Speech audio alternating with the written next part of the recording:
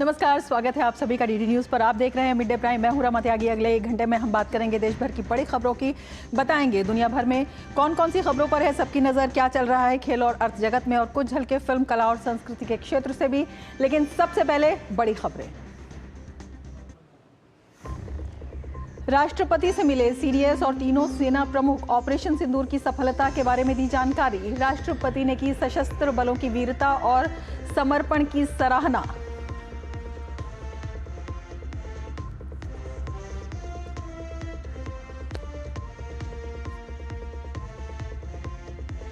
पूरा देश कर रहा है हिंद की सेना के शौर्य को नमन। ऑपरेशन सिंदूर के नायकों के सम्मान में देश भर में निकाली जा रही है तिरंगा यात्रा।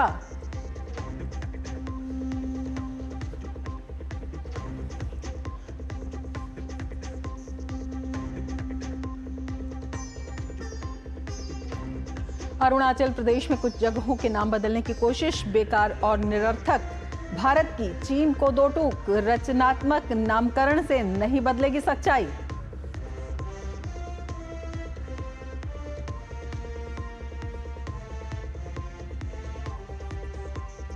देश के नए प्रधान न्यायाधीश बने जस्टिस बीआर गवई। राष्ट्रपति द्रौपदी मुर्मू ने दिलाई पद और गोपनीयता की शपथ। इसी साल नवंबर में होंगे रिटायर।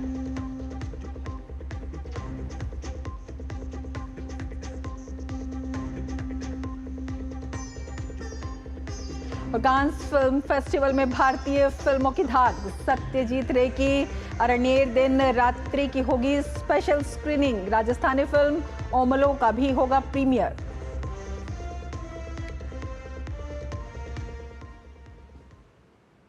और अब देख लेते हैं विस्तार से समाचार। राष्ट्रपति द्रौपदी मुर्मू से सीडीएस और तीनों सेना प्रमुखों ने मुलाकात की।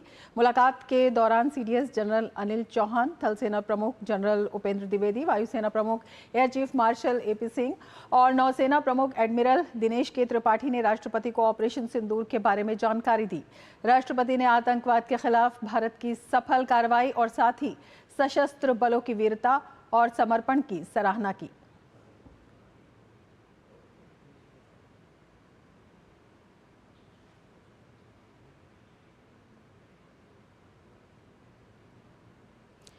पाकिस्तान से बीएसएफ जवान पूर्णब कुमार शॉ वापस लौट आए हैं। वो अटारी बॉर्डर से लौटे हैं। दरअसल बीएसएफ जवान गलती से बॉर्डर पार चले गए थे। बीएसएफ ने जवान के भारत वापस लौटने की जानकारी दी। बीएसएफ ने प्रेस रिलीज जारी कर कहा कि आज बीएसएफ जवान पीके शॉ वापस लौट आए हैं। वो 23 अप्रैल 2025 से पाकिस्तान रेंजर्स की हिरासत में थे। जवान को संयुक्त चेक पोस्ट अटारी के जरिए लगभग 10:30 बजे भारत को सौंप दिया गया। बीएसएफ ने बताया कि हैंडओवर शांतिपूर्वक और स्थापित प्रोटोकॉल के अनुसार आयोजित किया गया था।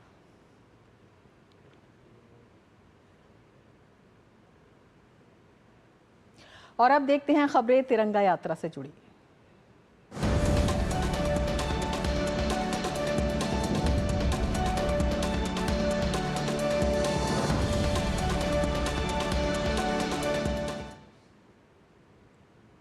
ऑपरेशन सिंदूर के शौर्य और पराक्रम की पूरी दुनिया में चर्चा हो रही है। पाकिस्तान के आतंक के खिलाफ हमारी सेना की इस सफलता का जश्न मनाने के लिए सिविल सोसाइटी की ओर से पूरे देश में तिरंगा यात्रा निकाली जा रही है, जिसे लोगों का जबरदस्त समर्थन मिल रहा है।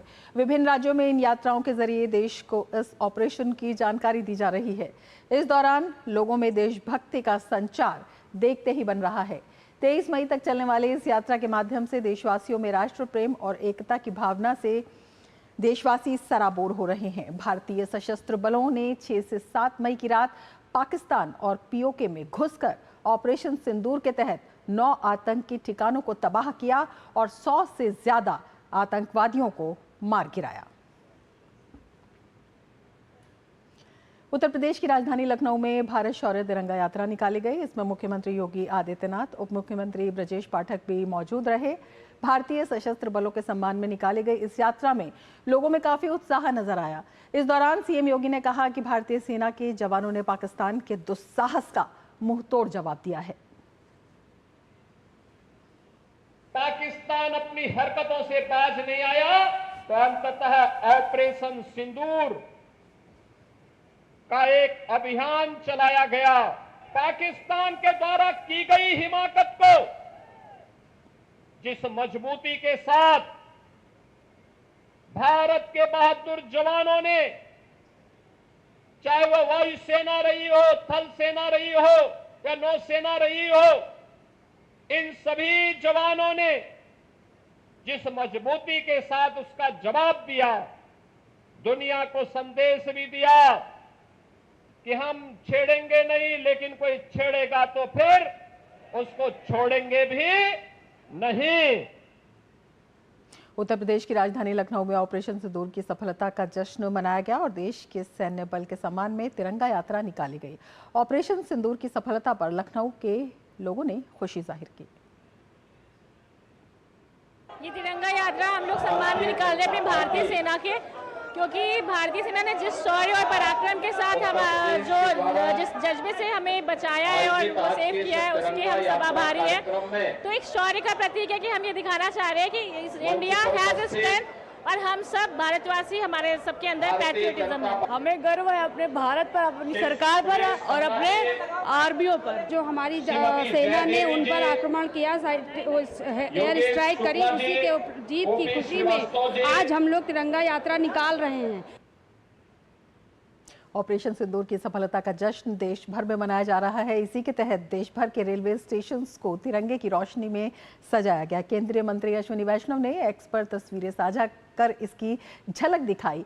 ये अभियान देश की इच्छा शक्ति और सेना के पराक्रम को समर्पित है। ऑपरेशन सिंदूर के संकल्प को सलाम करते हुए Mata Vaishno Devi, Katra station, Kamakhya junction, Jammu Tawi station, Jodhpur, Bikaner, Sawai Madhopur junction तिरंगे की रोशनी से नहाए नजर आए। वहीं समाख्याली जंक्शन, फिरोजपुर कैंट, एकता नगर और बैजनाथ पपरोला के अलावा अन्य स्टेशन भी इस अभियान में शामिल हुए। दिल्ली में कर्तव्य पथ पर राष्ट्रीय कैडेट कोर यानी एनसीसी कैडेट्स ने भी तिरंगा यात्रा में हिस्सा लिया। कितने उत्साहित दिखाई दिए ये एनसीसी के छात्र और छात्रा कैडेट। इस पर खास बातचीत की हमारे संवाददाता गिरीश निशाना ने। कर्तव्य पथ पर आयोजित तिरंगा यात्रा में काफी संख्या में एनसीसी कैडेट मौजूद हैं। बात करते हैं, मैडम आज किस लिए शामिल हुए हैं यात्रा में? यहाँ पे तिरंगा यात्रा है, उसके लिए एकत्रित हुए हैं हम लोग। तिरंगा यात्रा के लिए आए हैं और बहुत ही जोश लग रहा है यहाँ आके। ऐसा लग रहा है बस आज का दिन सबसे महत्वपूर्ण दिन है हमारे लिए। आज का उत्साह मैं शब्दों में बयान नहीं कर सकती हूँ, इतना उत्साह है आज बच्चों में। हमें इतना उत्साह है कि आज हम पूरी दुनिया जीतने की ताकत रखते हैं। आज हमें तिरंगा रैली में आके बहुत उत्साह फील हो रहा है। वंदे मातरम! इस तिरंगा यात्रा में आके सबको बहुत अच्छा लग रहा है और आज जोश अलग ही लेवल पे सभी छात्राओं का। आप क्या कहेंगे बेटा? वो कहते हैं ना, हाउ इज द जोश? Hi sir, how is the जोश? हाउ इज द जोश? एनसीसी कैडेट होने के नाते हमारा फर्ज बनता है यहाँ पे आना। एक कैडेट नहीं है कि आर्मी का एक आर्मी के तौर पे हम लोग रहते हैं। इतना जोश है कि सबको दिखा देंगे कैसे लड़ते हैं इंडिया वाले, कैसे ऑपरेशन सिंदूर करके वापस आते हैं इंडिया में। कितने उत्साहित ये कैडेट दिखाई दे रहे हैं। तिरंगा यात्रा में एनसीसी कैडेट अलग अलग स्थानों से यहाँ पर शामिल हुए हैं। कैमरामैन भीम सिंह के साथ गिरीश निशाना, डीडी न्यूज, दिल्ली। तो देश भर में जोश दिखाई दे रहा है। पाकिस्तान के खिलाफ ऑपरेशन सिंदूर की सफलता के बाद देश भर में तिरंगा यात्राएं निकाली जा रही हैं। इसी कड़ी में महाराष्ट्र के ठाणे में भी तिरंगा यात्रा का आयोजन किया गया, जिसमें उप मुख्यमंत्री एकनाथ शिंदे भी शामिल हुए। तिरंगा यात्रा के दौरान सशस्त्र बलों के शौर्य की सराहना की गई। इस बीच एकनाथ शिंदे ने प्रधानमंत्री नरेंद्र मोदी की सराहना करते हुए कहा कि उनके नेतृत्व में सशस्त्र सेना ने हमारी बहनों के सिंदूर का बदला आतंकवादियों को खत्म करके लिया। पहलगाम में हमारे बहनों का सिंदूर पोतने का काम पाकिस्तान के आतंकवादियों ने किया था, उसको मुंह तोड़ जवाब दिया ऑपरेशन सिंदूर ने। ऑपरेशन सिंदूर सफल हो गया है, कामयाब हुआ है। अब उनको खून का बदला खून से, ईंट का जवाब पत्थर से नहीं। प्रधानमंत्री जी बोले अब गोली चलेगी तो तोप गोला चलेगा, और इसलिए मैं देश के तीनों सेना का अभिनंदन करता हूँ और आदरणीय देश के प्रधानमंत्री नरेंद्र मोदी जी का अभिनंदन करता हूँ। उन्होंने जो ये कर्तृत्व दिखाया है, हमारे सेना के जवानों के पीछे खड़े रहे, देशवासियों की भावना के पीछे खड़े रहे, इसलिए ऐसा प्रधानमंत्री कभी भी हमें नहीं मिला था। ये बहुत बड़ी बात है। इसलिए मैं देशभक्त, राष्ट्रभक्त प्रधानमंत्री नरेंद्र मोदी जी का बहुत बहुत अभिनंदन करता हूँ। तो देश भर में जोश दिखाई दे रहा है। उत्तराखंड की राजधानी देहरादून में भी आज सुबह तिरंगा यात्रा निकाली गई। इसमें राज्य के मुख्यमंत्री पुष्कर सिंह धामी समेत बड़ी संख्या में आम लोगों ने हिस्सा लिया। इस मौके पर लोगों का उत्साह देखते ही बन रहा था।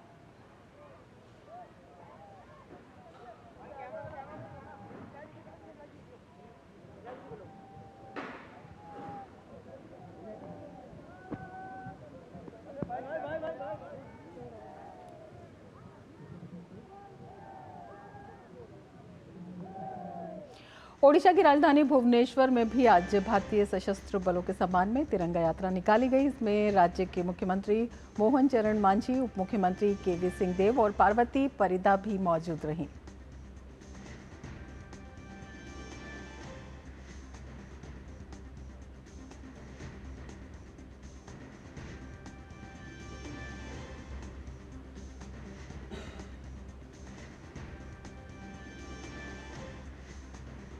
ऑपरेशन सिंदूर की सफलता को लेकर पंजाब के पठानकोट में तिरंगा यात्रा को लेकर लोगों में काफी उत्साह है। लोगों ने कहा कि जवानों ने हमेशा से ही देश का मान बढ़ाया है।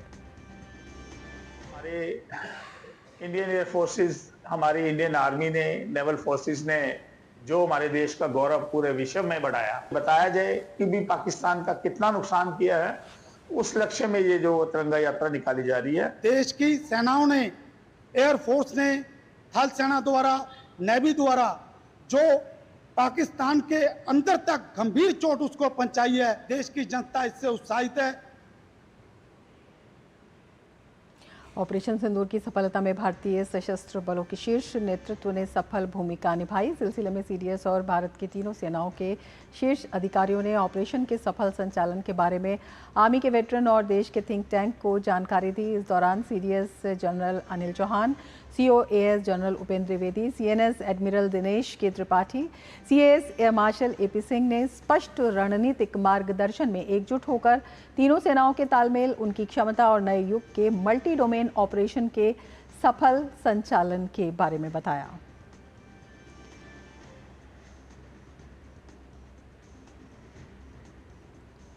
तो देश भर में है उत्साह, देश भर में है जोश और पूरा देश कर रहा है सेना के शौर्य को सलाम। हमारे दो संवाददाता हमारे साथ जुड़े हुए हैं। रामेंद्र सिंह हमारे साथ लखनऊ से जुड़े हुए हैं और मधुरेश नारायण हमारे साथ पटना से जुड़े हुए हैं। रामेंद्र, देश के लिए कुछ भी कर गुजरने की चाहत आज लोगों में दिखाई दे रही है। देखिए रमा, जिस तिरंगे यात्रा में जो लोग उमड़ कर आ रहे हैं, ये केवल ये देश के तो खून में है, इस माटी में है कि तिरंगा यात्रा में लोग आए। लेकिन एक बात और जान लीजिए, जो सेना के जवान है जो सीमा पर लड़ रहे हैं, उनके पीछे पूरा देश खड़ा है। ये दिखाता है तिरंगा यात्रा में लड़कियां हैं, लड़के हैं, महिलाएं हैं, बूढ़े हैं, बच्चे, और वो सब एक साथ खड़े हैं। यानी राष्ट्र एक साथ खड़ा है। जो राष्ट्र की जिसकी कल्पना हम करते हैं कि अगर सेना का जवान सीमा पर लड़ रहा तो ये ना सोचे कि वो अकेला है, उसके साथ पूरा देश खड़ा है। ये तिरंगा यात्रा इसलिए भी है कि जो घरों में बैठे हैं, जिनको जानकारी नहीं है, उनको ये जानकारी भी दी जाए कि सिंदूर का जो पूरा अभियान है, किस तरीके से सिंदूर ऑपरेशन को किस तरीके से चलाया गया, कैसे सेना, सरकार, जनता एक साथ खड़ी हुई। जब राष्ट्र एक साथ खड़ा होता है तो कुछ भी कर सकता है। ये उनको भी संदेश है जो राष्ट्र को तोड़ने की कामना करते हैं, जो राष्ट्र विरोध की बात करते हैं, कि उनको भी संदेश है कि राष्ट्र एक है, एक रहेगा और इसे लड़ने वाले टूटते रहेंगे। रमा, मधुरेश, आपके पास आना चाहेंगे, आपसे समझना चाहेंगे किस तरह से ये पूरी यात्रा एक जन आंदोलन के रूप में अब सामने आ रही है, किस तरह से जन जागृति का भी एक माध्यम बन रही है। देखिए रमा, जो ऑपरेशन सिंदूर है वो भारत की कूटनीतिक, राजनीतिक और सैन्य जीत का एक बड़ा उदाहरण है। और ये लोगों के जो दिल है, जो विश्वास है, उसकी भी जीत है।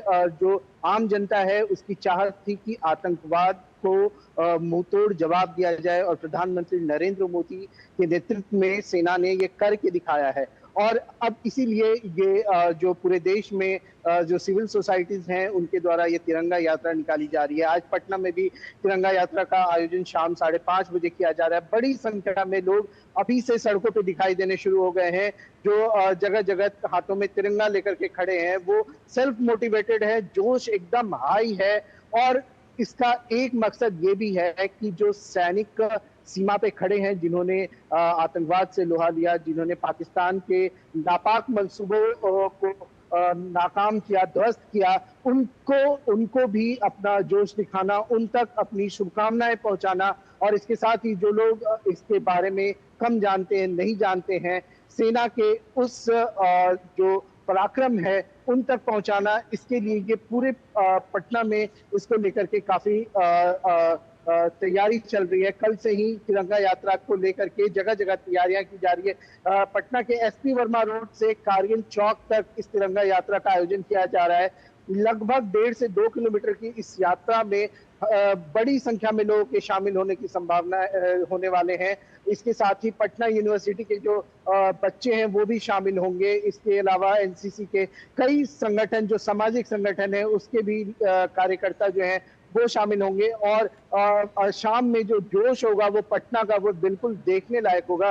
5:30 बजे के बाद जो है वो ट्रैफिक व्यवस्था में भी बदलाव किया गया है, क्योंकि दिन से ही देखने को मिल रहा है कि कितना लोगों में जोश है, किस तरह लोग जगह जगह इकट्ठा होकर तिरंगा यात्रा के लिए में शामिल होने के लिए तैयारी कर रहे हैं। इसको देखते हुए जी रमा। बिल्कुल रामेंद्र, आपसे समझना चाहेंगे, जिस तरह का जोश दिखाई दे रहा है, जिस तरह का उत्साह दिखाई दे रहा है, जिस तरह से सेना के जज्बे का सम्मान किया जा रहा है, कितना बड़ा संदेश है देश ही में नहीं दुनिया भर में भारत की एकता को लेकर, भारत की अखंडता को लेकर, भारत में देश प्रेम को लेकर, जिस तरह से बच्चे बच्चे में एक नई भावना का संचार हो रहा है।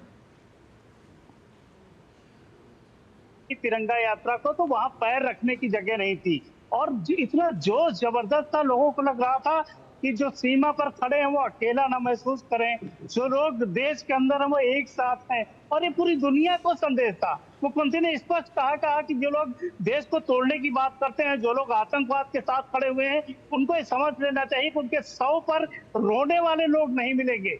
ये देश एक है, एक रहेगा। इसको जो तोड़ने की कामना करते हैं वो टूटेंगे। और जबरदस्त भीड़ थी, लोगों में उत्साह था, जोश था, और तिरंगा लेके जब निकले तो लगा कि पूरा देश एक साथ खड़ा है। तो जो परिस्थितियां हैं उत्तर प्रदेश के अलग अलग जिलों में इस तरीके से किया गया है कि कोई न कोई मंत्री, नेता, विधायक तिरंगा यात्रा को लेकर के रन करेगा, उसको आगे बढ़ेगा। सिविल सोसाइटियां पूरी तरह खड़े हैं, लोग खड़े हैं, पूरा देश खड़ा है। इसमें नेता क्या सिविल सोसाइटियां, सारा पूरा देश खड़ा हुआ है, और जबरदस्त उत्साह है। लोगों में उमंग है कि जिस तरीके से भारतीय सेनाओं ने अपने पराक्रम का परिचय दिया है, उससे पूरे लोग उत्साहित हैं, और लोगों को लगता है कि पूरा देश उनके साथ खड़ा हो, सरकार के साथ खड़ा हो, नेतृत्व के साथ खड़ा हो। तो वो दिखता है पूरे देश पे रवा, जो आज उत्तर प्रदेश में दिखा है। बिल्कुल साफ तौर पर दिखाई दे रहा है। मधुरेश, जब हम आतंक के खिलाफ नए नॉर्मल की बात करते हैं, उसकी जानकारी भी सबको इस यात्रा के जरिए मिल रही है, कितना जरूरी है ये जानना? हाँ बिल्कुल, देखिए जिस तरीके से पाकिस्तान के द्वारा पोषित जो आतंकवादी हैं, उन्होंने पहलगाम में कायराना हरकत की थी, जो टूरिस्ट थे उनको उनकी हत्या की थी, उसके बाद से पूरे देश में एग्रेशन देखने को मिल रहा था। पूरा देश ये चाह रहा था कि किसी तरीके से उन आतंकियों को सबक सिखाया जाए, और इसके बाद ऑपरेशन सिंदूर जो है वो सामने आया, और उसकी सफलता जो है वो लोगों ने देखा।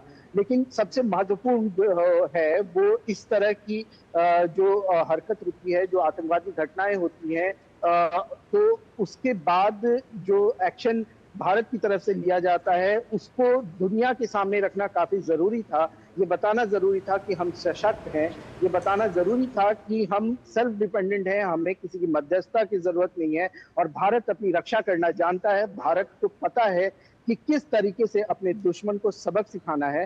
तो निश्चित रूप से ये इन सारी चीजों का जवाब पूरी दुनिया को मिला है इस ऑपरेशन सिंदूर से। इसके साथ ही एक जो दूसरी चीज है वो ये भी कि कुछ जो ताकत है वो देश के अंदर बैठे हैं, जो लोगों को बांटने की कोशिश करते हैं, हिंदू के नाम पे, मुस्लिम के नाम पे। आज इस तिरंगा यात्रा को अगर आप ध्यान से देखें तो इस पूरी तिरंगा यात्रा में कोई हिंदू नहीं दिखेगा, कोई मुस्लिम नहीं दिखेगा, कोई सिख नहीं, कोई ईसाई नहीं, सब भारतीय दिखेंगे। और जब भारत सशक्त है, एक है, तो पूरी दुनिया के सामने ये छवि बनती है कि भारत जो है वो विश्व गुरु है और विश्व शक्ति बनकर तैयार खड़ा है।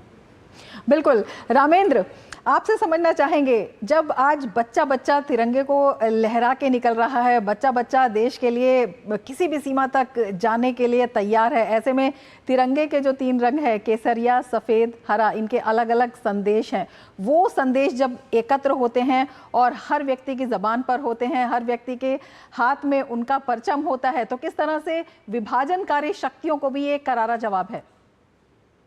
देखिए, प्रधानमंत्री ने कहा कि हालांकि हम बुद्ध के देश हैं जो पूरी दुनिया में शांति चाहते थे और पूरी दुनिया में शांति होनी चाहिए। इसके लिए भारत सरकार और भारत का एक एक आदमी चाहता है, कि व्यक्ति चाहता है कि पूरी दुनिया में शांति हो, लेकिन हम आतंकवाद नहीं चाहते हैं। और आतंकवाद के खिलाफ हमारा जो जिस तरीके से हमने प्रतिक्रिया दी है यही रहेगा। आतंकवाद का अगर कोई आतंकवादी घटना होती है तो हम इसको युद्ध मानेंगे। तो जो हमारे रंग हैं, हमारा सफेद रंग शांति का प्रतीक है, हमारी ऊर्जा का प्रतीक है, और ग्रीन हमारा जो दिखाता है कि हम किस तरीके से प्रगति कर रहे हैं, एग्रीकल्चर पूरी तरीके से प्रगति को दिखाता है। तो ये तिरंगा इसलिए है कि हम भारत के अंदर किस तरीके से रहेंगे और हम दुनिया को क्या संदेश देते हैं। लेकिन हम शांति चाहते हैं, लेकिन अपने नुकसान की शर्तों पर नहीं। हम भारत को एक रखकर शांति चाहते हैं, भारत की एकता के साथ शांति चाहते हैं। अगर कोई देश ये चाहता है कि हम उसके भारत को जरा भी शरण करके शांति भंग करेंगे, तो हम उस समय उसी तरीके से प्रतिक्रिया देंगे जैसे एक युद्ध में प्रतिक्रिया दी जाती। ये साफ संदेश प्रधानमंत्री ने पूरे दुनिया को दे दिया है। जो दुनिया के बड़े देश जिनको लगता था कि भारत किस तरीके से रिटेलिएट करेगा, उन्होंने बताया। बिल्कुल, एक बड़ा संदेश है, एक कड़ा संदेश है। मधुरेश, आपसे भी समझना चाहेंगे, प्रधानमंत्री ने ये भी कहा था कमजोर है वो कमजोरी से न माने। बिल्कुल बिल्कुल बिल्कुल। मधुरेश जी भी हमारे साथ जुड़े हुए हैं। मधुरेश, आपसे समझना चाहेंगे, प्रधानमंत्री ने कहा था कि जो शांति का रास्ता है वो शक्ति से होकर जाता है। तो ये जो तिरंगा यात्रा देश भर में जो एक जोश दिखाई दे रहा है, एक हुजूम जो है उमड़ पड़ा है, ये कितना बड़ा हमारे देश का जो एक एक नागरिक है, वो देश का जवान भी है, कितना बड़ा शक्ति प्रदर्शन ये भी दिखाई देता है। निश्चित रूप से प्रधानमंत्री ने जो कहा वो शब्दशः सही है। और हमने देखा कि जब लगातार प्रेस ब्रीफिंग हो रही थी तो सेना के जो शीर्ष अधिकारी हैं वो लगातार इस बात को भी सामने रखते आए हैं, चाहे शिव तांडव स्तोत्र के जरिए हो या रामचरितमानस की चौपाई के जरिए हो। उन्होंने साफ कहा कि भय बिन होत न प्रीत, यानी भारत अब उस स्टेज में पहुंच चुका है, भारत इतना सशक्त है कि वो सामने कोई भी दुश्मन खड़ा हो उसके आगे झुकने वाला नहीं है। और ऐसे में जब हम बात करते हैं कि हम दुश्मन के आगे झुकने वाले नहीं हैं, तो हम अपने वीर सैनिकों के बारे में करते हैं, हम अपने युवाओं के बारे में भी बात करते हैं। और भारत का हर युवा जो है वो सैनिक है। और इस तिरंगा यात्रा में आप देखेंगे कि जिस तरीके से लोग शामिल हो रहे हैं, युवाओं का खास उत्साह देखने को मिल रहा है, जोश देखने को मिल रहा है। वो ये बताता है कि कहीं ना कहीं युवाओं का जो जोश है, जो शौर्य है, जो पराक्रम है, वो देश के लिए, देश की नकारात्मक शक्तियों से लड़ने के लिए बिल्कुल तैयार है। और हर स्थिति में भारत सशक्त खड़ा है, चाहे वो सामने कोई भी दुश्मन हो, कैसी भी परिस्थिति हो, चाहे आतंकवाद ही क्यों ना हो, लेकिन भारत का युवा जो है वो उससे लड़ने के लिए तैयार है। बिल्कुल, जो देश का बच्चा बच्चा है आज निकल रहा है तिरंगा यात्रा में, ये हर जन की यात्रा हो गई है। ये एक बड़ा आंदोलन है जो देश के शौर्य को दिखा रहा है और जवानों का सम्मान दिखा रहा है। और रामेंद्र, जिस तरह से आप कह रहे थे कि जो बॉर्डर पर या LOC पर जवान है वो अकेला नहीं है, पूरा देश उसके साथ खड़ा है। यही जज्बा जो है ये हमारे जवानों में, हमारे सैनिकों में, हमारे सुरक्षा बलों में कितना बड़ा एक जिसे कहते हैं कि शक्ति का संचार करता है। रमा, अभी रक्षा मंत्री और मुख्यमंत्री ने ब्रह्मोस मिसाइल का जो यहाँ लखनऊ की यूनिट है उसका उद्घाटन किया। तो DRDO के लोगों से हमारी बात हुई, उन्होंने कहा कि हम ऐसी शक्ति देना चाहते हैं सेना को, सेना अगर भारत के अंदर रहे और दुनिया के किसी हिस्से में नुकसान पहुंचाना चाहती है अपने विरोधी का तो पहुंचा सकती है। DRDO काम कर रहा है, इसरो काम कर रहा है। इसरो ने बताया कि हमारे सारे सैटेलाइट पाकिस्तान और चीन की बॉर्डर पर 24x7 लगे हुए हैं। और सैटेलाइट की स्थिति ये, पाकिस्तान तो खैर कहीं नहीं लगता है कि हमसे लड़ने की स्थिति में हो। हम 24 घंटे, हम अगर कोई किताब पाकिस्तान में पढ़ रहा है तो उसकी तस्वीर ले सकते हैं। हमने इस तरीके से, भारत ने इस तरीके से व्यवस्था की थी, हम एक एक जगह निगाह रखे हुए थे कि पाकिस्तान कर क्या रहा है। जो लोग कहते थे, जो धमकी दे रहे थे कि न्यूक्लियर पावर है, फलाना है, उन सबको भी हमने मैसेज दे दिया, हमारे प्रधानमंत्री ने भी दिया कि इसको लेकर के हमको बार्गेन न किया जाए, इसको लेकर के हमको धमकी न दी जाए। इस धमकी से भारत ऊपर है। भारत को पता है कि जब हमारी तरफ कोई मिसाइल आएगी, कोई ड्रोन आएगा तो किस तरीके नुकसान पहुंचाना है। जब ड्रोन और मिसाइल आप नहीं भेज पा रहे हो तो किसी एटॉमिक परमाणु बम को कैसे भेजोगे, उस पर हमारी निगाहें थी। तो जो पूरी दुनिया, पूरा वैज्ञानिक है, जो पूरे रिसर्च करने वाले लोग हैं, वो सेना के साथ देखिए, एक कदम ताल, एक पूरा स्तूप है कि नीचे से पूरी ताकत सेना को, उस जवान को दी जा रही है कि उसको बॉर्डर ना पार करना पड़े और बॉर्डर से पहले ही सारी चीजें तोड़ दी जाएं।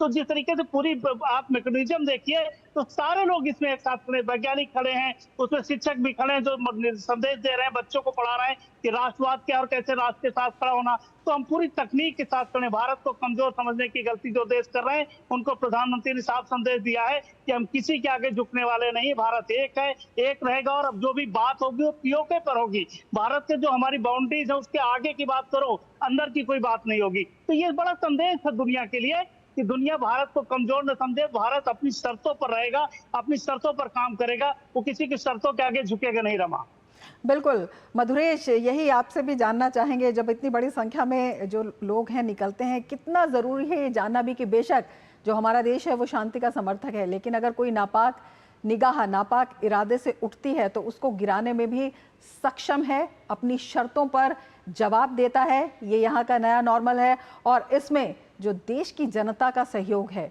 जो देश का जज्बा है, वो भी महत्वपूर्ण मायने रखता है। हाँ बिल्कुल। देखिए, बिहार में बड़ी संख्या में बिहार के जो युवा हैं वो सेना में अपनी सेवा दे रहे हैं। इसके साथ ही बिहार रेजिमेंट भी है, जिसके वीर जवान जो हैं वो लगातार सीमाओं की सुरक्षा में लगे हुए हैं। तो जो बिहारियों का जज्बा है देश को लेकर के, देश की अखंडता को लेकर के, वो अपने आप में निश्चित रूप से हमेशा ही हाई रहता है। लेकिन जहां तक बात करें तिरंगा यात्रा की, तो तिरंगा यात्रा में जो इस तरीके के जो जोश हैं, जो शौर्य का प्रदर्शन जो सेना के जवानों ने किया है, उसको लोगों तक पहुंचाने के लिए जो एक बेहतरीन कोशिश है। और इससे निश्चित रूप से जो सैनिक हमारे सीमा पे खड़े हैं उनका मनोबल ऊंचा होगा। इसके साथ ही जो आने वाली पीढ़ियां हैं, जो बच्चे कल के डेट में आएंगे और उनको जब पता चलेगा कि किस तरीके से ऑपरेशन सिंदूर कंडक्ट किया गया था, जिसमें भारत ने इतनी बड़ी रणनीतिक, कूटनीतिक और सैन्य जीत हासिल की, और इसका एक बेहतरीन नमूना किताबों में बच्चों को पढ़ाया जाएगा, तो निश्चित रूप से उनको भी गर्व की प्राप्ति होगी। अगर हम बात करें 1971 के जंग की, जिसमें हजारों की सेना, जो हजारों की तादाद में जो पाकिस्तानी सैनिक थे उन्होंने सरेंडर किया था। मैं आपको बताना चाहूंगा रमा कि उसमें से कुछ सैनिकों को गया कैंटोनमेंट में भी कुछ दिनों तक रखा गया था, उसके बाद उनको फिर दूसरी जगह पे ले जाया गया था।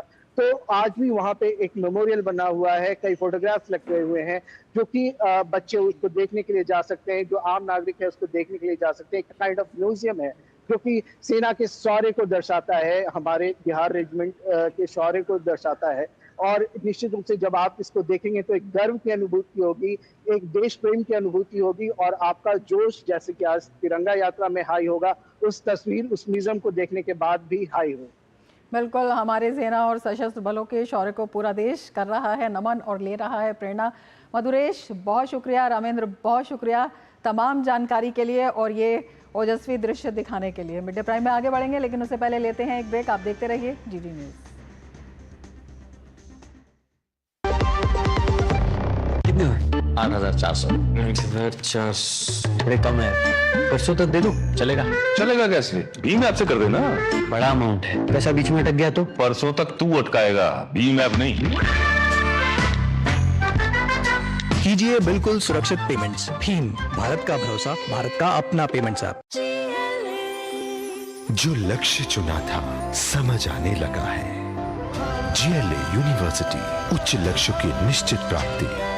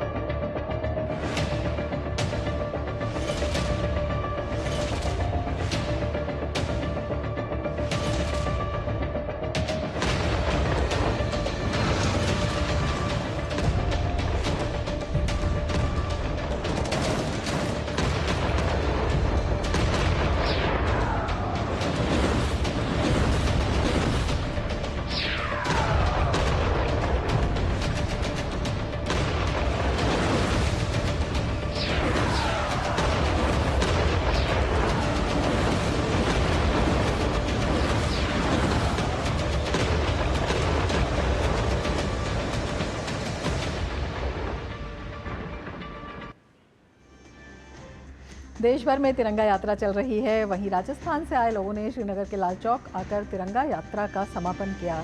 इस पर हमारे संवाददाता अश्विनी मिश्र ने राजस्थान से तिरंगा यात्रा में आए लोगों से बातचीत की।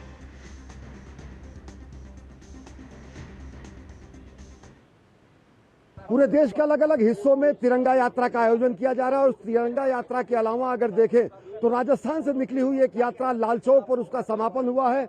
मुस्लिम राष्ट्रीय मंच ने इसका आयोजन किया है। अबू बकर नकवी जो कि राष्ट्रीय संयोजक है राजस्थान के और जम्मू के प्रभारी भी है, राष्ट्रीय संयोजक है मुस्लिम राष्ट्रीय मंच के, लाल चौक पर बड़ी संख्या में पहुंचे हैं। क्या पूरा संदेश पूरे देश में तिरंगा यात्रा और आप यहाँ लाल चौक पर पहुंचे हैं जयपुर होते हुए?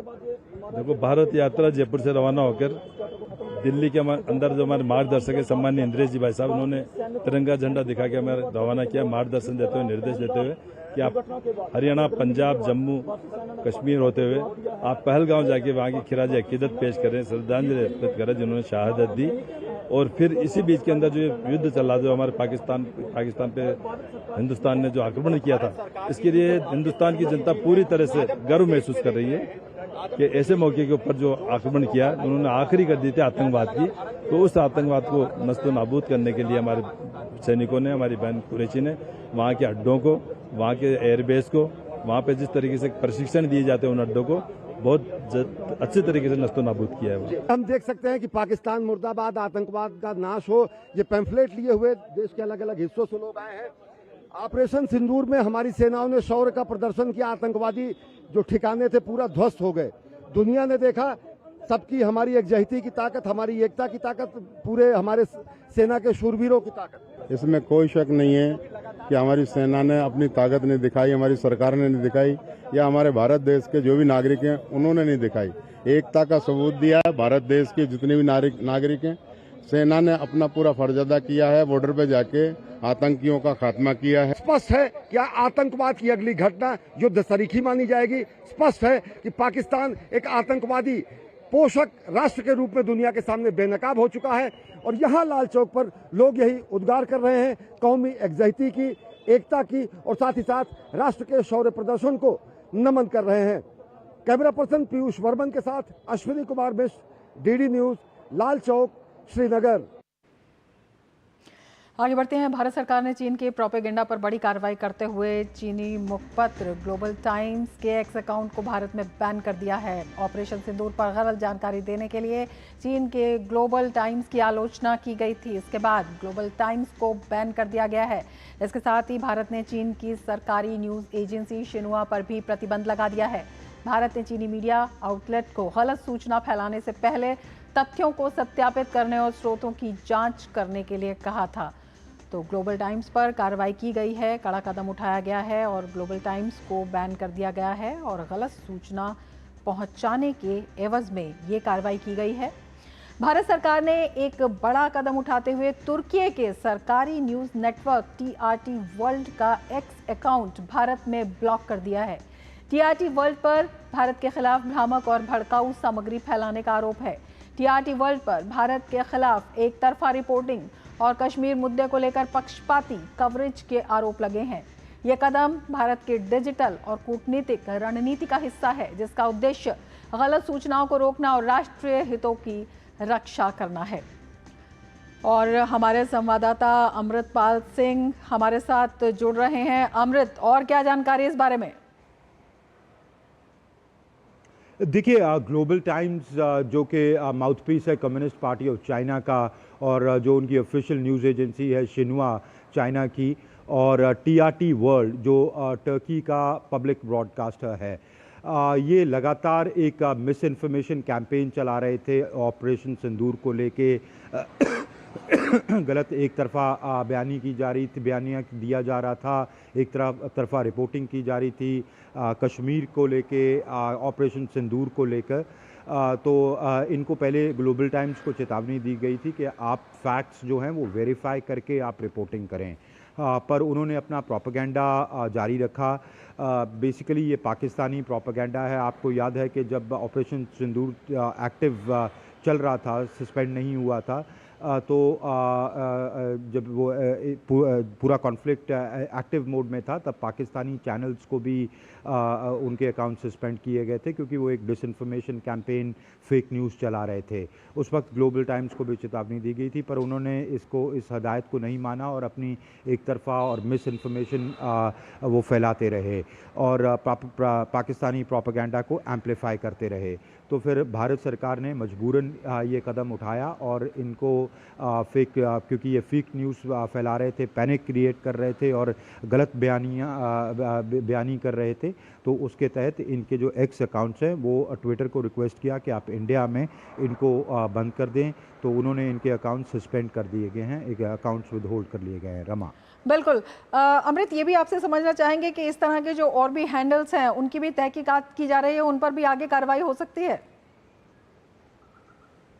जी बिल्कुल, जो हैंडल्स फेक न्यूज़ फैला रहे हैं, क्योंकि मैं पंजाब में हूँ, यहाँ बॉर्डर इलाकों में ये काफ़ी पैनिक क्रिएट करता है लोगों में। और ये हालांकि जो हुआ, जिस तरह की मेरे सैन्य कार्रवाई हुई, वो जब भारतीय तर्जुमान उसके प्रेस कॉन्फ्रेंस में बताते थे तो विद प्रूफ्स बताते थे, एविडेंस के साथ, फोटोग्राफ्स के साथ, आपने देखा टाइम स्टैम्प्स के साथ बताते थे। पर फिर भी ये एक फेक प्रोपेगेंडा, क्योंकि आजकल की जिस इंफॉर्मेशन एज में हम जी रहे हैं, पब्लिक ओपिनियन को शेप करना सोशल मीडिया के थ्रू बहुत आसान है। उससे आप एक कम्युनल डिस्कॉर्ड पैदा कर सकते हैं। कम्युनल डिस्कॉर्ड पैदा करने की कोशिश की गई इस पूरे प्रोपेगेंडा की तरफ से। दूसरा, हाइब्रिड वॉर में IW या इंफॉर्मेशन वॉरफेयर एक इंटीग्रल पार्ट हो गया है उसका। तो उसके तहत इन चैनल्स ने, इन अकाउंट्स ने जो ये मुहिम छेड़ी है फेक न्यूज़ की और गलत बयानियाँ की, उसके अगेंस्ट बिल्कुल क्रैकडाउन होगा। भारत सरकार ने ये वाज़ेह किया है कि इस तरह के फेक अकाउंट्स को विद होल्ड किया जाएगा, और अगर वो इंडियन टेरिटरी से कुछ अकाउंट्स ऐसे चल रहे हैं तो उनके अगेंस्ट लीगल कार्रवाई भी की जाएगी। जी बिल्कुल। ये जो फेक प्रोपेगेंडा था, ये जो फेक अकाउंट थे, ये कितने, जिसे कहते हैं ख़तरनाक जो हैं वो साबित हो सकते हैं, ख़तरनाक साबित हो रहे थे, और टर्की और चीन की जो मंशा है वो भी इससे साफ तौर पर जाहिर हो गई। जी बिल्कुल, चीन ने तो पाकिस्तान की मदद की, डिप्लोमेटिकली भी, बयानबाजी करके भी और मिलिटरीली भी अपने हथियारों से। वहीं हमने तुर्किया का भी रवैया यही देखा। तुर्की ने तो एक ग्लोब मास्टर भेजा पूरे ड्रोन्स के साथ, एक एयरक्राफ्ट कैरियर कराची पोर्ट में डॉक कर दिया। तो मिलिटरीली तो सपोर्ट किया ही, IW में बहुत सपोर्ट कर रहे थे फेक नैरेटिव्स पुट आउट करके। तो ये जो आपने पूछा कि किस तरह की इससे नुकसानात हो सकता है, देखिए एक तो कम्युनल डिस्कॉर्ड, फॉरेन सेक्रेटरी ने ये बताया था, विदेश सचिव ने, कि कम्युनल डिस्कॉर्ड पैदा करने की कोशिश की गई। याद करें कि जब ये कॉन्फ्लिक्ट एक्टिव था तो तब पाकिस्तानी हैंडल्स ने ये कहा कि इंडिया ने खुद ही यहाँ अमृतसर पे अटैक किया है, गुरुद्वारों पे अटैक किया है, ननकाना साहिब पे अटैक कर रही हैं इंडियन मिसाइल्स। भारत सरकार ने वो प्रोपेगेंडा बस्ट किया, उसको फैक्ट चेक किया, और पर इससे एक कम्युनल डिस्कॉर्ड पैदा करने की कोशिश की जा सकती है। वहीं कश्मीर में कम्युनल डिस्कॉर्ड पैदा करने की कोशिश की गई। फिर दूसरा होता है कि लोगों में आप पैनिक क्रिएट करें। जब कॉन्फ्लिक्ट एक्टिव थी कि आपकी इतने एयर बेसिस को क्षति पहुंचा दी, इनको नुकसान पहुंचा दिया, आदमपुर एयरबेस, तो वो क्लेम करते थे कि कम्प्लीटली अब कई सालों तक एक्टिव ही नहीं हो पाएगा। प्रधानमंत्री वहाँ कल सुबह 6 बजे एयरमैन को संबोधित कर रहे थे। तो इस तरह का ये ट्रूप्स के मोराल को अफेक्ट करने की कोशिश होती है। तो इसके कई बेसिकली डिसइंफॉर्मेशन, जैसे मैंने कहा कि डिसइंफॉर्मेशन इंफॉर्मेशन वॉरफेयर का इंटीग्रल पार्ट बन गया है आजकल की लड़ाई में। आजकल के युद्ध सिर्फ सेनाएं नहीं लड़ती, आप इंफॉर्मेशन चैनल्स के माध्यम से लड़ते हैं, आप सोशल मीडिया अकाउंट से लड़ते हैं, आप डिप्लोमेटिकली लड़ते हैं, इकोनॉमिक मेजर्स लेते हैं। तो एक हाइब्रिड वॉर होती है जिसमें जिसके तहत IW के तहत ये पूरी मुहिम चलाई गई। बिल्कुल अमृत, ये भी समझना चाहेंगे कि ये काफ़ी गंभीर और संवेदनशील इसलिए भी हो जाता है क्योंकि दोनों ही नेटवर्क वहाँ के सरकारी नेटवर्क हैं। जी बिल्कुल, माउथ पीसेस हैं। ग्लोबल टाइम्स तो कम्युनिस्ट पार्टी का माउथ पीस है, ऑफिशियल न्यूज़ एजेंसी है शिन्हुआ। सिर्फ भारत को ही नहीं, पूरी दुनिया के मीडिया आउटलेट्स को वो खबरें देती है। तो इससे उनकी उनका जो रोल है वो काफ़ी एम्पलीफाई होता है, काफ़ी हाइटेंड होता है। इसलिए इस कैंपेन पे रोक लगाना बहुत ज़रूरी था। उनको हदायतें दी गई पर उन्होंने नहीं मानी। वहीं टर्की का भी आपने ठीक कहा कि ऑफिशियल वो उनका पब्लिक ब्रॉडकास्टर है TRT वर्ल्ड। तो जब वो ब्रॉडकास्ट करते हैं, और TRT वर्ल्ड पूरी दुनिया में ब्रॉडकास्ट होता है, सिर्फ टर्की में नहीं, टर्की में ही नहीं, भारत में भी ब्रॉडकास्ट हो रहा था। तो अब उन पे रोक लगाई गई है क्योंकि वो एक तरफा रिपोर्टिंग और गलत बयानियाँ कर रहे थे। जी बिल्कुल, बहुत शुक्रिया अमृत तमाम जानकारी के लिए। आगे बढ़ते हैं, बात करते हैं पंजाब की। पंजाब के अमृतसर में जहरीली शराब पीने से मरने वालों की संख्या बढ़कर 23 हो गई है। अमृतसर के मजीठा विधानसभा क्षेत्र के 4 गांवों के लोगों ने सोमवार रात एथेनॉल से बनी नकली शराब पी ली थी। इस घटना में कई लोग गंभीर रूप से बीमार भी पड़े हैं। बीमारों का अस्पताल में इलाज चल रहा है। पुलिस ने इस मामले में अब तक 10 आरोपियों को गिरफ्तार कर लिया है। मामले की गंभीरता को देखते हुए 2 आबकारी अधिकारी, एक पुलिस उपाधीक्षक और एक थाना प्रमुख को निलंबित कर दिया गया है। अनफॉर्चुनेट इंसिडेंट हुआ। पुलिस और सिविल एडमिनिस्ट्रेशन हरकत में आई। सबसे पहले तो हमने गांव में अनाउंसमेंट्स कराई कि जो कोई भी बीमार है उसको हम उसका इलाज शुरू करें, और साथ में ही पुलिस कार्रवाई भी शुरू होगी। इसमें 6 अरेस्ट हो चुके हैं, और जो इन गांव के लोग थे जिन्होंने किया था वो भी अरेस्ट हो चुके हैं, और जो मेन किंग पिन था जो पीछे से लेके आया था उसको भी अरेस्ट कर लिया गया है। और उसकी फर्दर इंटरोगेशन के बाद जो और आदमी पीछे हैं दूसरे किसी एक आधे डिस्ट्रिक्ट में और आउट ऑफ स्टेट, वहाँ भी हमारी टीमें रवाना हो गई हैं, और उन सबको भी हम जल्दी अरेस्ट कर लेंगे। जी, और हमारे संवाददाता गुरमीत सिंह हमारे साथ अमृतसर से जुड़े हुए हैं। गुरमीत, मरने वालों की संख्या बढ़ गई है, आरोपियों पर भी कार्रवाई हो रही है, लेकिन कितनी बड़ी लापरवाही का ये मामला दिखाई देता है?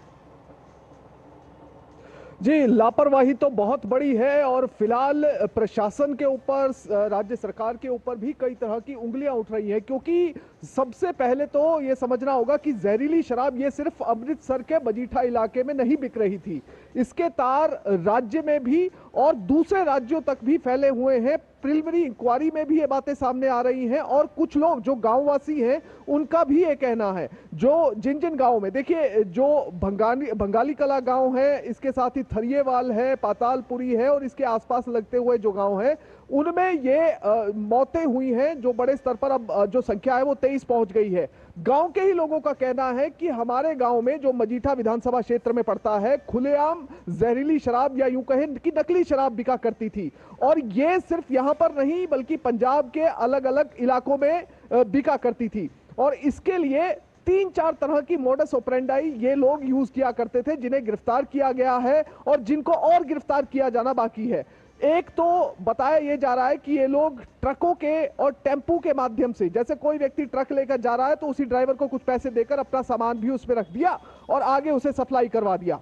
दूसरा बताया यह भी जा रहा है कि कुछ बसों के माध्यम से भी ड्राइवरों के साथ मिली भुगत करके ये लोग अपने सामान को सप्लाई कर रहे थे। और तीसरा, ये अपने स्तर पर भी सप्लाई किया करते थे, लोकल लेवल पर डिस्ट्रीब्यूटर हायर किए हुए थे जो कि बड़े स्तर पर इस नकली शराब के धंधे को चला रहे थे। अब फिलहाल जितने भी गांव में मौतें हुई हैं उसे लेकर सबसे पहले तो लोग और जो विरोधी पार्टियां हैं वो सवाल खड़ा कर रही हैं। अगर अपडेट की मैं बात करूं तो 23 लोगों की अब तक मौत हो चुकी है। अस्पताल में 10 लोगों का अभी इलाज चल रहा है, जिनमें से 5 लोग अभी वेंटिलेटर पर हैं और बताया ये जा रहा है कि इनमें से कुछ लोगों की हालत गंभीर है।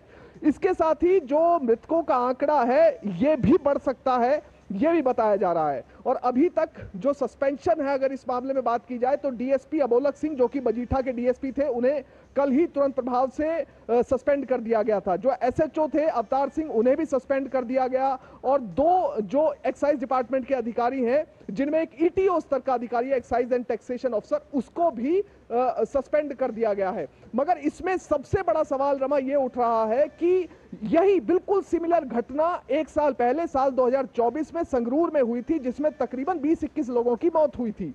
और उससे भी 4 साल पहले साल 2020 में अमृतसर के पास एक पट्टी इलाका पड़ता है और ये पूरा जो इलाका है ये माझा का इलाका पंजाब का पड़ता है। माझा में अमृतसर भी आता है और उसके साथ ही ब्यास और पट्टी, ये सारे इलाके माझा इलाके में पड़ते हैं। तो पट्टी में साल 2020 में कुल मिलाकर 120-121 लोगों की मौत हुई थी और उस दौरान बहुत कई तरह के सवाल खड़े हुए थे और जो ये जहरीली शराब, नकली शराब बनाने का माफिया है उस पर कार्रवाई को लेकर कई तरह के सरकार से सवाल पूछे गए थे। और उस समय जो घटना हुई थी उसके तकरीबन 7-8 दिन, तकरीबन 11 दिन तक तो मुख्यमंत्री भी इलाके में नहीं गए थे क्योंकि लोगों के अंदर बहुत बड़ा रोष था। और यहां तक कि जो माझा इलाके के अपने लोकल नेता हैं वो भी लोगों के घरों में नहीं जा सके थे क्योंकि लोग बहुत ज्यादा नाराज थे। अब फिलहाल जो मजीठा इलाके में यह घटना घटित हुई है, इसमें कल हालांकि मुख्यमंत्री भगवंत मान पहुंचे, उन्होंने लोगों को कहा कि हम दोषियों को नहीं बख्शेंगे, मगर फिलहाल जो तस्वीर बनती दिख रही है वो ये बनती दिख रही है कि ये जो पूरी चेन चल रही थी नकली शराब बनाने की, वो एक व्यक्ति या 2 व्यक्ति नहीं चला रहे थे बल्कि बड़े स्तर पर ये चेन थी और पुलिस को इसके लिए बड़े स्तर पर काम भी करना पड़ेगा और जमीनी स्तर पर बड़े स्तर पर एक बड़ा रैकेट और है। उन माफियाओं पर कार्रवाई करने की जरूरत है क्योंकि लापरवाही नहीं, भ्रष्टाचार का एक बड़ा मामला ये निकल कर आ रहा है। नजर बनाए रखिए गुरमीत। फिलहाल शुक्रिया पूरी जानकारी के लिए। आगे बढ़ते हैं। न्यायमूर्ति भूषण रामकृष्ण गवई ने आज देश के 52वें मुख्य न्यायाधीश के रूप में शपथ ली। राष्ट्रपति द्रौपदी मुर्मू राष्ट्रपति भवन में एक विशेष समारोह में उन्हें शपथ दिलाई। जस्टिस गवई ने न्यायमूर्ति संजीव खन्ना का स्थान लिया है जो कल सेवानिवृत्त हो गए। जस्टिस गवई का कार्यकाल इस साल 23 नवंबर तक रहेगा। महाराष्ट्र के अमरावती में जन्मे जस्टिस गवई को 24 मई 2019 को सुप्रीम कोर्ट का न्यायाधीश नियुक्त किया गया था। जस्टिस BR गवई के सफर को अगर देखें तो 24 नवंबर 1960 को जन्मे अमरावती में जन्मे न्यायमूर्ति भूषण रामकृष्ण गवई 16 मार्च 1985 को बार एसोसिएशन में शामिल हुए। उन्होंने 1987 से 1990 तक बॉम्बे उच्च न्यायालय में स्वतंत्र रूप से वकालत की। 1990 के बाद उन्होंने मुख्य रूप से बॉम्बे उच्च न्यायालय की नागपुर पीठ के समक्ष प्रैक्टिस की। उन्होंने संवैधानिक कानून और प्रशासनिक कानून में प्रैक्टिस की। 14 नवंबर 2003 को उन्हें बॉम्बे हाई कोर्ट के अतिरिक्त न्यायाधीश के रूप में पदोन्नत किया गया और 12 नवंबर 2005 को बॉम्बे हाई कोर्ट के स्थायी न्यायाधीश के रूप में नियुक्त किया गया। वे 24 मई 2019 को देश के सर्वोच्च न्यायालय के न्यायाधीश के रूप में पदोन्नत हुए।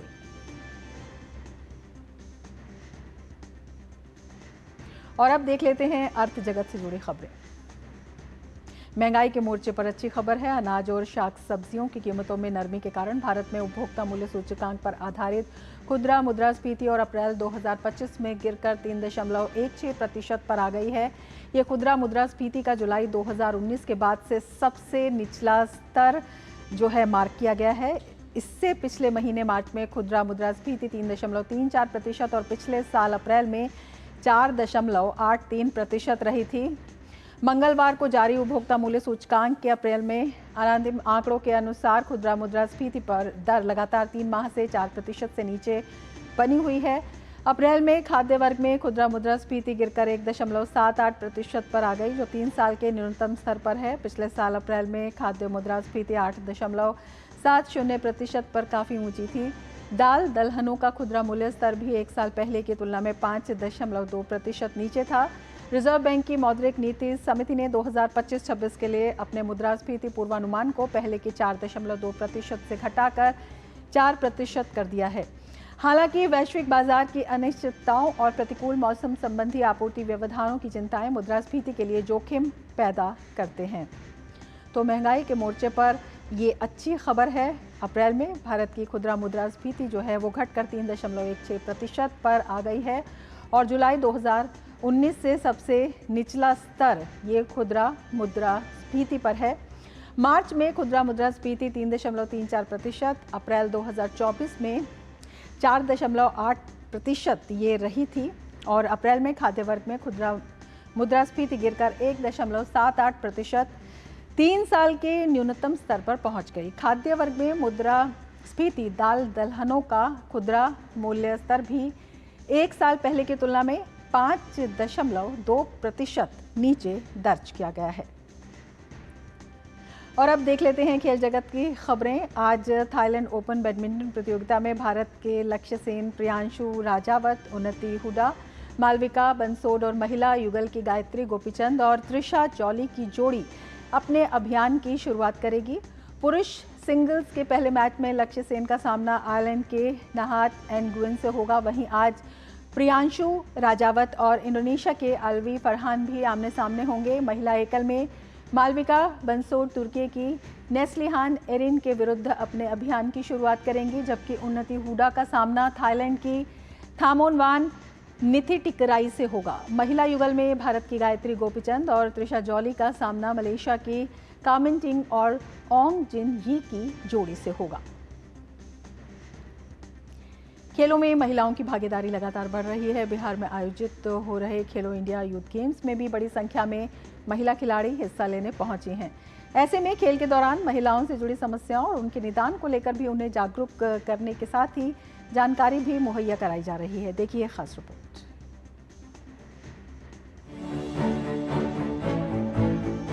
देश में खेलों को लेकर हो रहे विकास के साथ साथ महिलाओं की भागीदारी भी लगातार बढ़ रही है। पटना में आयोजित हो रहे खेलो इंडिया यूथ गेम्स में भी बड़ी संख्या में महिला खिलाड़ी हिस्सा लेने पहुंची हैं। ऐसे में महिलाओं से जुड़ी समस्याओं और उनके निदान को लेकर कई नई पहल देखने को मिल रही है। उनमें से एक पहल है महिला खिलाड़ियों को पीरियड के दौरान होने वाली समस्या और उनके निदान की। खेलो इंडिया यूथ गेम्स के मंच पर बने बिहार राज्य खेल प्राधिकरण और सिंपली पीरियड सिंपली स्पोर्ट केंद्र में महिलाएं बेहिचक खेल के दौरान पीरियड और उससे होने वाले दर्द, कमजोरी और चिड़चिड़ापन जैसी समस्याओं पर बात करती हैं। आप देखोगे सबसे बड़ी दुविधा होती है वो दर्द होता है कि पीरियड के वजह से पेन होता है, तो पेन कैसे मैनेज करें।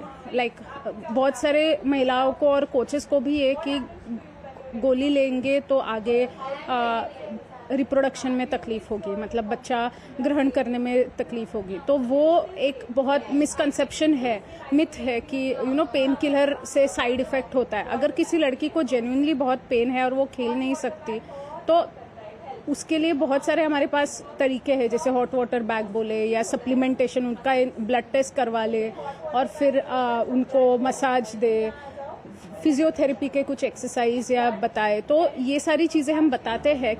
खेलो इंडिया यूथ गेम्स में हिस्सा लेने पहुंची खिलाड़ी भी इस पहल की जमकर सराहना कर रही हैं। Understand the process of periods and it's helpful for our periods days. I learned a lot of new things about periods and about as a rugby player, as an athlete, it's important for us to know about periods, and it was so helpful. We learned more about how to resolve our period cramps and everything, and I think the class and the staffs here was pretty good and they did their job well. Khelo India youth games 2025 में 2500 से अधिक युवा महिला खिलाड़ी हिस्सा लेने पहुंची हैं। बिहार खेल प्राधिकरण और फ्री स्पोर्ट द्वारा शुरू किए गए इस प्रयास को हर ओर सराहा जा रहा है। खेल का जज्बा, पीरियड का रंग, कभी न रुके हमारा संग। पिछले कुछ सालों में देश में खेल के क्षेत्र में लड़कियों की भागीदारी बढ़ी है और खेलो इंडिया द्वारा शुरू की गई ये पहल लड़कियों के प्रदर्शन को लेकर काफी फायदेमंद साबित हो रही है। कैमरामैन शिव के साथ मैं सुशील कुमार, डीडी न्यूज, पटना। दुनिया का सबसे प्रतिष्ठित फिल्म समारोह 78वां कान फिल्म फेस्टिवल शानदार अंदाज में शुरू हो चुका है। उद्घाटन समारोह में रॉबर्ट डी नीरो ने लियोनार्डो डिकैप्रियो से मानद पाल्मे डीओर पुरस्कार ग्रहण किया। इस बार भारत के लिए ये मौका और भी खास है। 78वें कान फिल्म फेस्टिवल में लगा दुनिया भर से सितारों का जमावड़ा। विख्यात फिल्म मेकर क्विंटिन टारंटिनो ने कान फिल्म महोत्सव की सबसे अहम प्रतियोगिता की शुरुआत की घोषणा की। कान फिल्म फेस्टिवल के इतिहास में पहली बार किसी महिला द्वारा निर्देशित फीचर फिल्म से 78वें संस्करण की शुरुआत हुई। एमिली बोनिन की लीव वन डे महोत्सव की ओपनिंग फिल्म रही। I'm very happy to be here to see very more movie star and see the very big party. Cannes film festival में इस बार भारत के लिए गौरव का क्षण है। प्रसिद्ध भारतीय फिल्मकार पायल कपाड़िया फीचर फिल्म जूरी में शामिल हैं। भारतीय सिनेमा की विरासत को सम्मान देते हुए सत्यजीत रे की कालजयी फिल्म अरण्येर दिनरात्रि के रिस्टोर्ड वर्जन की विशेष स्क्रीनिंग होगी। वहीं राजस्थानी फिल्म ओमलो का कान फिल्म फेस्टिवल मार्केट में प्रीमियर होगा। निर्देशक नीरज घेवाण की film Homebound uncertain regard category में कम्पीट कर रही है।